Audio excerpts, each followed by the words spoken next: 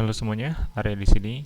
Kali ini saya akan coba untuk menjelaskan salah satu hal menarik yang ada di Jenkins yang bisa kita gunakan untuk membuat sebuah job dengan lebih fleksibel dan juga lebih mudah dan untuk dilakukan reuse gitu. Jadi di Jenkins dikenal dengan nama Jenkins file. Jadi Jenkins file ini sebenarnya adalah sebuah deklarasi atau definisi dari sebuah job, sehingga di dalam sebuah Jenkins files kita bisa menentukan berbagai stage dari atau berbagai step atau stage dari job yang ingin kita buat. Nah, Jenkins file sendiri itu bisa kita gunakan ketika kita membuat sebuah job dengan tipe pipeline gitu. Kalau misalkan kita menggunakan job atau meng-create job dengan tipe freestyle, kita kan biasanya akan menentukan ya, ketika build kita akan menjalankan komen apa dan seterusnya dan seterusnya. Nah, sedangkan kalau misalkan di pipeline kita bisa lihat nanti itu kita akan ada pilihan dua. Yang pertama adalah kita langsung mendeklarasikan atau mendefinisikan si job ini akan melakukan stage apa saja, di Jenkins-nya, atau kita bisa bilang bahwa kita akan merefer pada Jenkins file yang ada di suatu repository. Nah, ini adalah contoh dari sebuah Jenkins file. Jadi mendefinisikan sebuah pipeline di SCM. Ini di source code management. Jadi ini bisa kita taruh di sebuah GitLab atau GitHub repository, dan kita bisa lihat di sini kita mulai dengan definisi pipeline. Kita akan punya pipeline, lalu kita akan punya agent yang by default kita bisa tulis any, dimana nanti artinya si job ini dia bisa jalan dimanapun, tidak harus di salah satu agent tertentu. Nah, setelah itu barulah kita bisa mendefinisikan stage. Nah, di stage ini ada banyak ya, kita bisa punya multiple nested stage. Jadi satu stage terdiri dari sub stage. Contohnya ada build, kemudian di dalamnya ada test lagi, dan juga setelah itu ada deploy. Jadi kita bisa buat sesuatu seperti ini. Nah, di dalam stage kita bisa punya step. Contoh step itu seperti echo, building, kemudian menjalankan komen Python atau menjalankan komen Java dan seterusnya. Tapi jangan lupa untuk menjalankan komen tersebut nggak bisa langsung kita tuliskan komennya, tapi kita harus tuliskan sh dulu. Nanti kita akan lihat contohnya. Nah, hal-hal seperti itu adalah salah satu contoh untuk melakukan definisi sebuah job dengan Jenkins file. Kalau misalkan di Jenkins freestyle kita punya option untuk melakukan archive sebuah artifact, di sini juga bisa melakukan hal tersebut. Jadi kita bisa punya comment archive artifacts dengan artifact patternnya seperti ini. Dan juga ada fingerprints. Nah, ini ada step sh itu digunakan untuk menginvoke comment. Kemudian ini ada test. Nah, contohnya seperti ini. Jadi untuk mengecek apakah dia return exit code-nya 0. Lalu ada deploy. Kita juga bisa menuliskan condition di sini. Jadi menariknya kalau misalnya kita menggunakan Jenkins file adalah kita bisa punya condition. Jadi dengan ekspresi tertentu, kita bisa menjalankan sebuah step. Jadi di sini contohnya adalah kalau misalkan current build-nya sukses, maka dia bisa publish, atau current build-nya masih 0. Nah, ada beberapa environment variable juga yang bisa diakses sebenarnya, seperti build ID, build number, build tag, build URL, dan seterusnya. Ini ada banyak. Jadi kita bisa melakukan dynamic construction gitu ya. Jadi katakanlah kita mau menuliskan log dengan build ID berapa dan Jenkins URL mana. Nah, kita bisa melakukan hal itu. Seterusnya juga kita bisa setting environment variable. Seperti ini kita bisa lakukan. Jadi sangat fleksibel sebenarnya. Dan juga ada untuk menghandle secret. Jadi katakanlah kita punya kredensial yang sudah kita setting di Jenkins, lalu kita mau assign dan kita gunakan di job ini. Nah, itu juga bisa. Sekarang kita akan coba untuk masuk ke Jenkins untuk melihat contoh dari si Jenkins file itu. Nah, ini ada dua job. Yang pertama adalah image converter dengan tipe freestyle, yang kedua adalah image converter dengan tipe pipeline. Dengan Jenkins file, kita lihat dulu yang freestyle. Kita cek di konfigurasi ya. Ketika kita bilang konfigurasi, maka di freestyle itu kita akan lihat banyak step.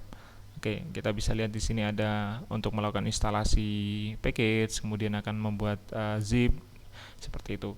Sedangkan kalau misalkan kita lihat di pipeline, itu nggak ada informasi-informasi seperti itu. Yang ada adalah kita bisa mendefinisikan bahwa Jenkins file-nya itu kita taruh di mana. Dalam hal ini saya taruh di sebuah repository image converter. pilihan yang lain adalah definition dari pipeline itu kita bisa taruh di script. Jadi kita tuliskan di sini. Jadi halnya sama aja, tapi artinya kalau misalkan di sini kita harus mengubah Jenkins job setiap kali kita ada perubahan terhadap definisinya. Sedangkan kalau misalkan kita taruh di SCM atau di repository itu ketika ada perubahan maka akan berubah. Contohnya seperti ini. Sekarang saya udah punya Jenkins file. Oke, contoh Jenkins file yang merupakan konversi dari GitLab CI. Jadi di sini saya punya pipeline, kemudian saya punya agentnya bebas, saya mau taruh apapun. Lalu saya punya stage build. Oke, ada step di dalamnya. Stepnya adalah untuk melakukan instalasi package. Oke, lalu saya mau archive zip yang sudah saya buat. Oke, seperti itu. Dan ketika saya nanti menjalankan si Jenkins, nah, kita lihat dulu si Jenkins job ya. Kita akan coba nanti ya. Kita coba jalankan satu kali di sini untuk melihat sebelum ada perubahan. Oke, kita nanti bisa lihat bahwa hanya akan ada 2 stage di sini.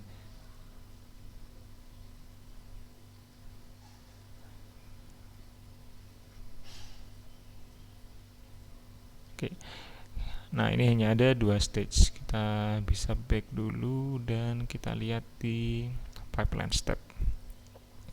Nah, di pipeline step ini adalah breakdown lengkapnya seperti apa. Jadi stage start ini ada archive dan ada build, hanya ada 2. Gimana kalau misalkan kita ingin menambahkan stage baru? Nah, kita bisa langsung edit di Jenkins file yang ada di repository. Sehingga nanti ketika kita melakukan running job lagi, maka kita bisa langsung melihat perubahannya. Katakanlah kita di sini mau menambahkan stage in betweens. Oke, dan hanya akan melakukan echo. Katakanlah tadi kita mau cek si beberapa variabel ya. Contohnya kita mau cek build ID lah. Oke, kita coba build URL. Oke, kita mau pakai build URL sebagai contoh. Apakah bisa build URL seperti ini? Oke, nah ekspektasinya adalah setelah kita melakukan commit, nanti kita jalankan lagi si Jenkins job-nya dan kita akan mendapatkan sebuah stage baru di detail dari breakdown build-nya. Kita cek. Oke, udah landed ya di master. Kemudian kita coba build now lagi. Jadi di sini kita bisa lihat bahwa hanya ada 2 stage gitu ya, ada build dan archive. Nanti ketika kita coba untuk jalankan yang hasil dari build selanjutnya, kita cek ada error. Nah, di situ kita bisa lihat ya bahwa bahkan ketika ada error pun kita bisa lihat bahwa di sini di in between itu ada kegagalan gitu. Jadi kita udah bisa melihat bahwa perubahan yang ada di Jenkins file itu berdampak pada job yang ada di sini. Kita bisa lihat si errornya apa. Ini sepertinya salah sintaks untuk akses sebuah variabel. Kita coba lagi dengan cara yang berbeda. Kita cek. Nah seperti ini.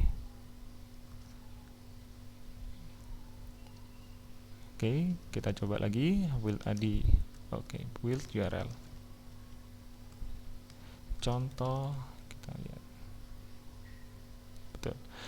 Contoh additional stage untuk menampilkan build URL. Seperti ini. Kita coba jalankan commit lagi dan kita jalankan si job di Jenkins untuk melihat apakah perubahan yang kita lakukan itu berhasil. Kita build now lagi.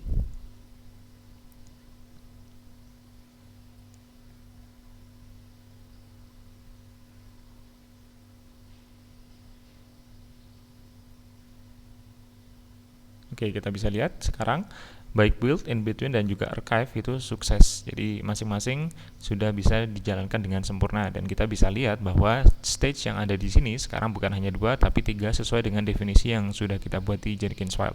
Jadi apa yang kita tuliskan di Jenkins file di sini itu akan terefleksikan terhadap detail dari job yang ada di Jenkins. Jadi dengan demikian kita bisa membuat sebuah membuat sebuah template yang bisa kita gunakan untuk banyak job, sehingga tidak perlu membuat job bermacam-macam dengan repot di UI. Kita hanya perlu untuk mendefinisikan, oke, saya mau buat job dan saya mau merefer ke dokumentasi yang ada, ke Jenkins file yang ada di sebuah repository. Nah, itu dulu cerita untuk Jenkins file. Silahkan kalau misalkan teman-teman ada pertanyaan dan diskusi atau mau sharing pengalaman terkait dengan penggunaan Jenkins file di environment teman-teman. Jika ada feedback silahkan dituliskan, dan jangan lupa untuk like dan subscribe, share juga video ini jika kalian rasa bermanfaat. Sampai ketemu di video selanjutnya.